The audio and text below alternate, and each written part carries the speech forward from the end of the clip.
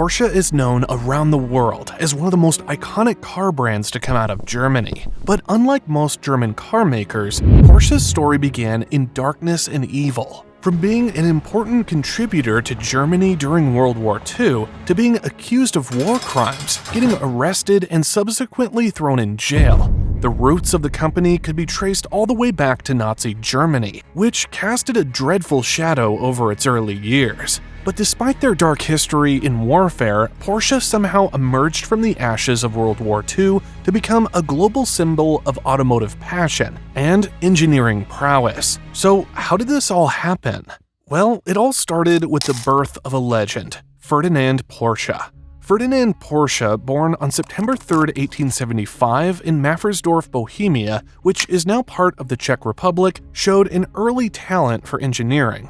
As a young boy, he was captivated by electricity, installing electric doorbells in his parents' house at just 13, and adding electric lighting by 16 years old. Nobody knew at the time that this talent would completely revolutionize the automotive industry by the middle of the 20th century. At 18 years old, Porsche joined Bela Egger & Company Electrical Company in Vienna, where he quickly rose from trainee to head of the test laboratories. While working for the company, he attended classes at the Vienna University of Technology, though he never completed any formal qualification in engineering. His God-given talent and the practical experience he had gained would prove far more valuable than any degree ever would be. The next step in Porsche's career was when he joined Jacob Lohner & Company in around 1897.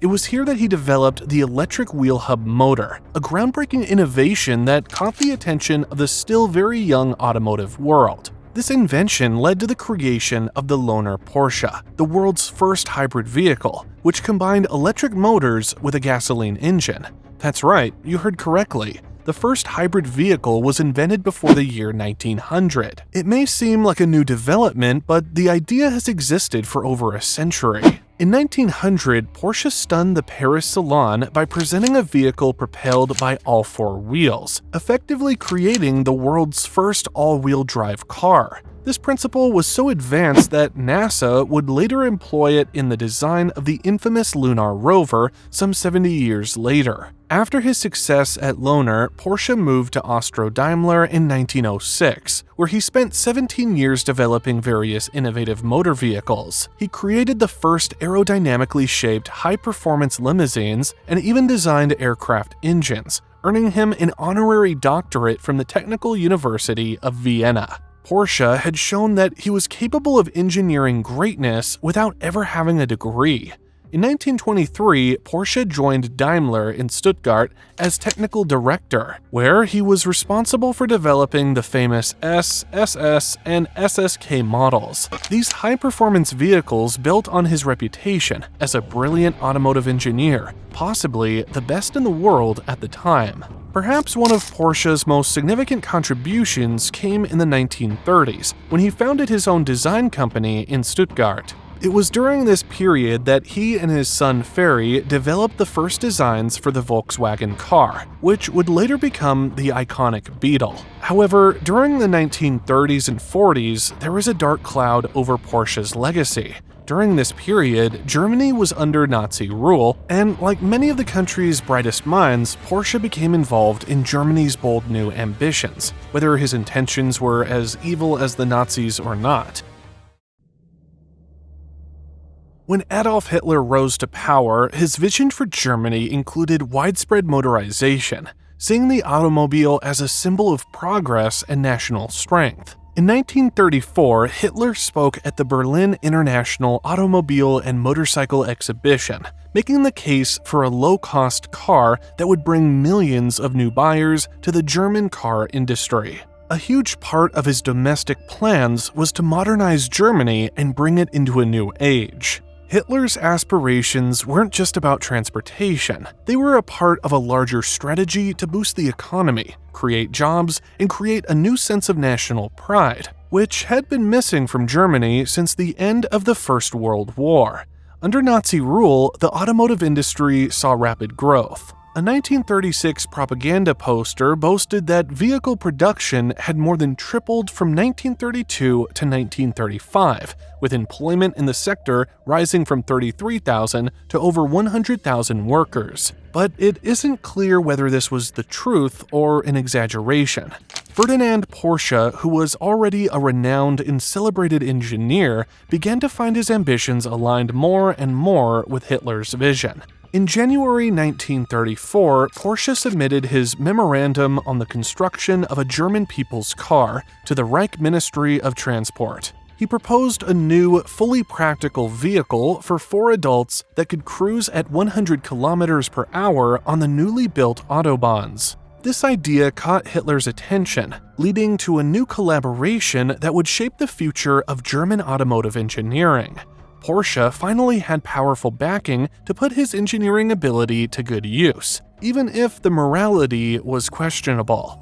Porsche's role in Hitler's People's Car project became central when in 1935 he was awarded the contract to design the vehicle of the future. The project planned to produce an affordable car for the masses, priced at just 990 Reichsmarks.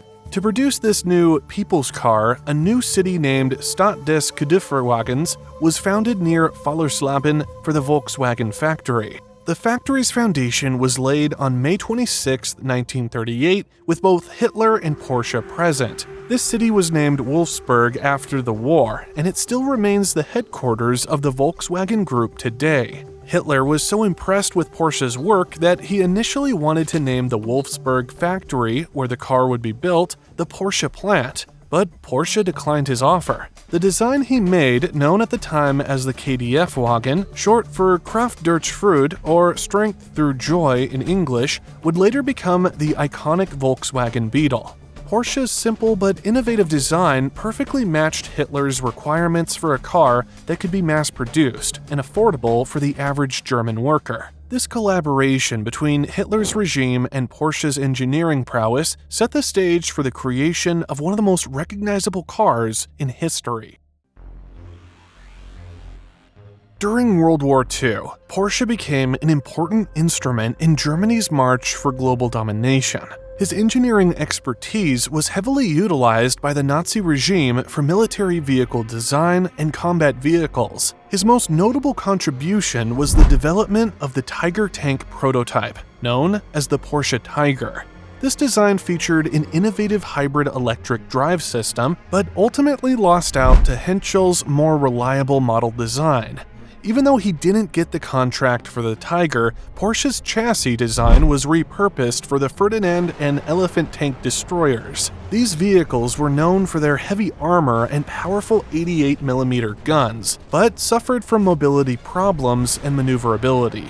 Porsche's wartime projects also included the creation of the Schwimmwagen, an amphibious vehicle based on the Volkswagen Beetle chassis. This versatile machine was used extensively by German forces across Europe to transport troops and sneak behind enemy lines. But like many German industries during this period, Porsche's operations relied heavily on forced labor and violation of every basic human right known to man. The company demanded concentration camp prisoners and prisoners of war to be sent to their factories, where they were forced to work excessive hours against their will under gruesome and harsh circumstances, abusing their human rights. And those who refused or tried to rebel were served with deadly punishment. This was a dark chapter in the history of Porsche that has only recently been acknowledged and confronted after decades of burying it and keeping it away from mainstream media. In the aftermath of World War II, Ferdinand Porsche faced severe consequences for his involvement with the Nazi regime. On December 15, 1945, French authorities arrested Ferdinand, along with his son Ferry and son-in-law Anton Pieck, as war criminals. While Ferry was released after 6 months, Ferdinand remained in prison in various locations including Baden-Baden, Paris, and Dijon. Ferdinand's imprisonment lasted 22 months, and he faced grueling conditions causing his health to deteriorate. His release on August 1, 1947 was largely due to the tireless efforts of his children, Ferry Porsche and Louise Porsche Pieck, who worked day and night to relieve their father from the hardships of prison. They used all their connections and paid a huge sum to the French government in securing their father's freedom. During Ferdinand's absence, Ferry Porsche took the reins of the company, demonstrating remarkable leadership in navigating the challenging time in the post-war era. He focused on transitioning the company from wartime production back to civilian vehicles, a vital step for the company's survival and the foundation for its future success. The transition wasn't easy, as the Volkswagen factory in Wolfsburg had been heavily involved in military production during the war and had to be completely retooled. However, under Ferry's guidance, the company began to shift its focus back to civilian vehicles. This period saw the development of the Porsche 356, the company's first sports car, which would lay the groundwork for Porsche's future as a renowned sports car manufacturer. The Porsche 356, introduced in 1948, was the birth of Porsche as a sports car manufacturer, and the company we know today.